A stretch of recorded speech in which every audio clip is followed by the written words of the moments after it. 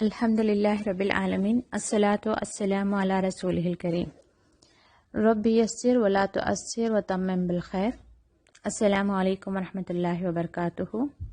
تو عزیز بہنوں، ہم نے پہلی وحی پہ ہماری بات رکی ہوئی تھی، یعنی کہ غار حرا میں پہلی وحی آپ پر نازل ہوتی ہے، اور وہ تھی سورہ علق کی شروع کی آیات، اقرأ بسم ربک الذی خلق۔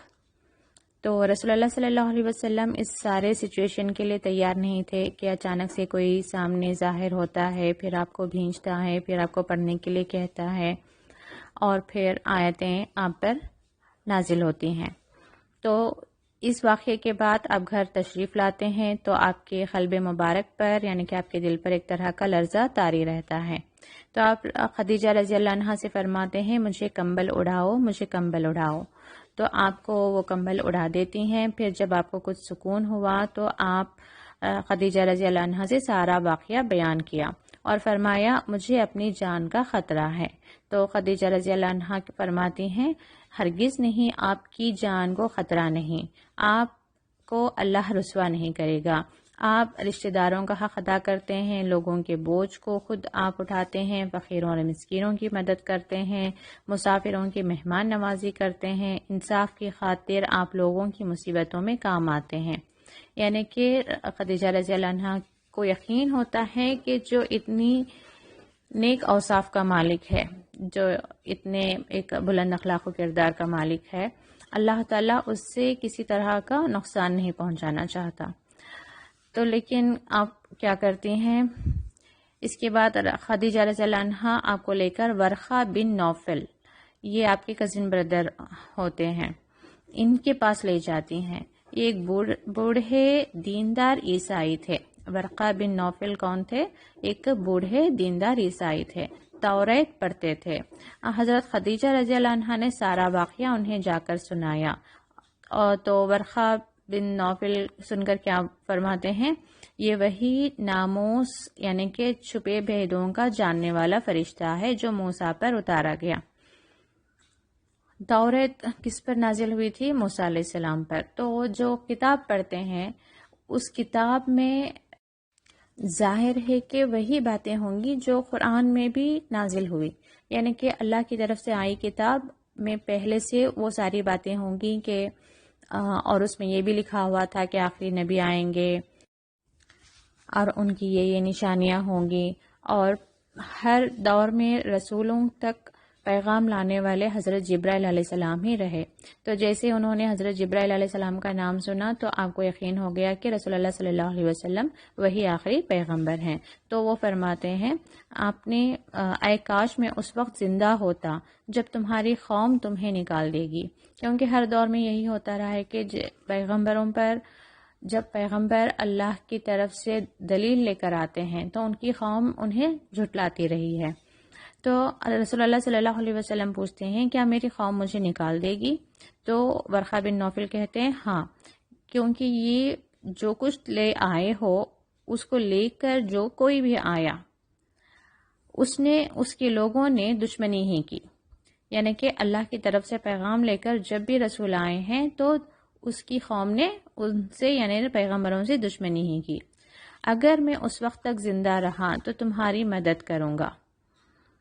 تو یہ بھی کہتے ہیں کہ اس وقت تک، جب تک، کیونکہ ابھی تو یہ پہلی وحی تھی، ابھی لوگوں پر وہ بات ظاہر نہیں ہوئی تھی، اور جب لوگوں پر بات ظاہر ہوگی لوگ ان کے ساتھ دشمنی کریں گے، تو اس وقت یہ کہنا چاہ رہے ہیں کہ یہ رسول اللہ صلی اللہ علیہ وسلم کے ساتھ کھڑے ہوں گے، آپ کی مدد کریں گے۔ لیکن اس کے تھوڑے ہی دنوں بعد ان کا انتقال ہو گیا۔ اس کے بعد حضرت جبرائیل علیہ السلام کی آمد رکی رہی، یعنی کہ کچھ دنوں تک جبرائیل علیہ السلام نہیں آئے، لیکن رسول اللہ صلی اللہ علیہ وسلم غار حرا میں جاتے رہے، اور یہ بریک جو ہے کم از کم 6 ماہ کا رہا، یعنی 6 منتھس کا۔ اس درمیانی وقفے سے یہ پیدا ہوا کہ آپ کے قلب پر جو فوری اثرات تقاضائے بشریت پیدا ہوئے تھے وہ دور ہو گئے، یعنی کہ آپ کے دل پر جو ایک کیفیت طاری ہو گئی تھی، اس بریک کے دوران آپ تھوڑا بیٹر فیل کرنے لگے۔ تو اس کے بعد آپ کو خود ایک شوق ہو گیا، ایک اشتیاق ہوا کہ آپ کو دوبارہ جبرائیل علیہ السلام آئیں اور آپ پر وحی نازل کریں۔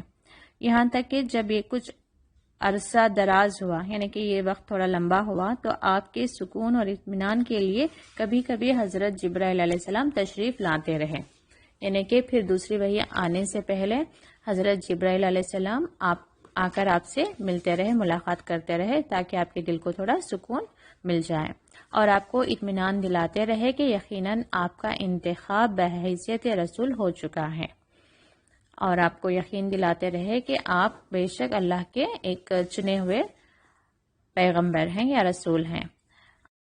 پھر کچھ دنوں بعد حضرت جبرائیل علیہ السلام پے در پہ آنے لگے، یعنی کہ فریکوینٹلی آ رہے تھے۔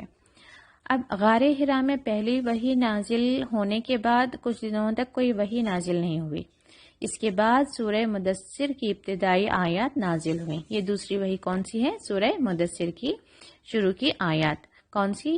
یا ایھا المدثر قم فانذر وربک فکبر وثیابک فطہر والرجز فہجر ولا تمنن تستکثر ولربک فاصبر۔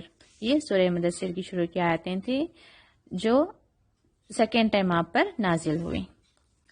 اس میں اس کا ترجمہ دیکھیں، اے کملی اوڑھنے والے، یعنی کہا جاتا ہے کہ آپ بلینکٹ اوڑھ کر سوئے ہوئے تھے، تو اس لیے آپ کو اس طریقے سے مخاطب کر رہے ہیں، اے کملی اوڑھنے والے اٹھ اور لوگوں کو گمراہی کے انجام سے ڈرا اور اپنے رب کی بزرگی اور بڑائی بیان کر اور لباس کو پاک کر اور بتوں سے الگ رہ اور زیادہ حاصل کرنے کی نیت سے کسی کے ساتھ احسان مت کر اور اپنے رب کے معاملے میں اذیت اور مصیبت پر صبر اختیار کر۔ یعنی کہ آپ کو تیار کیا جا رہا ہے کہ اب دعوت دینے کے لیے آپ کو کھڑے ہونا ہے، اور اس میں آپ کو سب سے پہلے کیا کرنا ہے؟ اللہ کی پاکی بیان کرنا ہے، اللہ کی بڑائی بیان کرنا ہے، اپنے آپ کو پاک رکھنا ہے اور ہر طرح کے شرک سے، بتوں سے الگ رہنا ہے، اور لوگوں کے ساتھ احسان کرو لیکن ان سے کچھ پانے کے لیے نہیں، اور رب کے معاملے میں اذیت اور مصیبت پر صبر اختیار کر۔ یعنی کہ اب رب کا جو معاملہ ہے، رب کی اطاعت کے لیے یا رب کا پیغام پہنچانے کے لیے جس طرح کی بھی اذیت اور مصیبت آپ کے طرف آنے والی ہے، اس پر صبر اختیار کر۔ تو عزیز بہنوں، کہیں نہ کہیں دیکھیں ہمیں اس سیرت سے یہ بھی معلوم ہوتا ہے کہ اللہ تعالیٰ انہیں چنتا ہے جن کے اندر کچھ خاص اوصاف ہوتے ہیں، جیسے خدیجہ رضی اللہ عنہا آپ کے بارے میں بیان کرتی ہیں کہ آپ کا کردار کیسا تھا، کہ آپ خرابت داروں کا حق ادا کرتے ہیں، لوگوں کے بوجھ اٹھاتے ہیں، مسافروں کی مہمان نوازی کرتے ہیں، فقیروں اور مسکینوں کی مدد کرتے ہیں اور لوگوں کی مصیبت میں کام آتے ہیں، یعنی کہ اور آپ کو پہلے ہی سے صادق اور امین کا بھی لقب ملا ہوا تھا، یعنی کہ ہر معاملے میں آپ انصاف، سچائی اور دیانت داری سے کام لیتے تھے۔ تو اس کے بعد میں پھر اللہ تعالیٰ جب آپ کو چنتا ہے تو اب آپ کے لیے کیا ذمہ داری ہے کہ آپ اللہ کی پاکی اور بڑائی بیان کریں، ٹھیک ہے؟ تو بہنوں، یہیں سے ہمیں معلوم ہوتا ہے کہ پہلے ہم اپنے اندر کچھ اخلاق کو، کچھ نیک اعمال کو ہم کریں جس سے اللہ تعالیٰ ہمیں بھی چنے، اور جب ہمیں چنے اللہ تعالیٰ تو ہم اب اپنے آپ کو اور زیادہ اللہ کے قریب کریں، اللہ کی بلندی اور بڑائی بیان کر کے۔ یہ نہ ہو کہ اللہ تعالیٰ اگر کہیں ہمیں کچھ موقع دے، کہیں پر ہمیں چنے، تو ہم اپنے ہی تکبر میں مبتلا نہ ہو جائیں۔ اب نبوت کے کام پر مامور ہونے کی یہ ابتدا تھی، یعنی کہ آپ کو اب نبوت کے کام پر مامور کیا جا رہا تھا، اور آپ کو کلیئر کٹ رولز بتا دیے گئے کہ ابھی آپ کو کیا کرنا ہے۔ قم فانذر، یعنی کہ اٹھو اور بھٹکی ہوئی انسانیت کو اس کی فلاح اور کامرانی کے راستہ دکھاؤ، لوگوں کو خبردار کر دو کہ کامیابی کی راہ صرف ایک ہی ہے، یعنی خدائے واحد کی بندگی۔ اب پہلا کام دائی کا کیا ہوتا ہے کہ اللہ نے پیغمبروں کو کس کام پر بھیجا کہ وہ اسی کے بندوں کو جو بھٹکے ہوئے ہیں، جو گمراہ ہیں، انہیں سیدھی راہ پر لے کر آئے، تاکہ وہ آخرت میں قبر کے عذاب سے بچ جائے، دوزخ کی آگ سے بچے اور جنت میں داخل ہوں۔ تو اس کا سب سے پہلا کام کیا کرنا ہے بندوں کو؟ یہی کہ انہیں ایک خدا کی طرف آنا ہے، ایک خدا کی بندگی کی طرف آنا ہے، خدا کے علاوہ دوسروں کی بندگی کیا ہے؟ یہی انسان کی تباہی کا سبب بنتی ہے۔ انسانوں کو آپس میں حسن سلوک کا برتاؤ کرنا چاہیے، ایسا حسن سلوک جس کی بنیاد کسی غرض اور لالچ پر نہ ہو۔ یعنی کہ اس میں دو چیزیں تھیں، ایک تو اللہ کی طرف اللہ کی بندگی اور واحد اللہ کی بندگی، اللہ کے ساتھ کسی اور کو شرک نہیں کرنا ہے، اور دوسرا لوگوں کے ساتھ ہمیں حسن سلوک کرنا ہے لیکن بغیر کسی غرض اور لالچ کے۔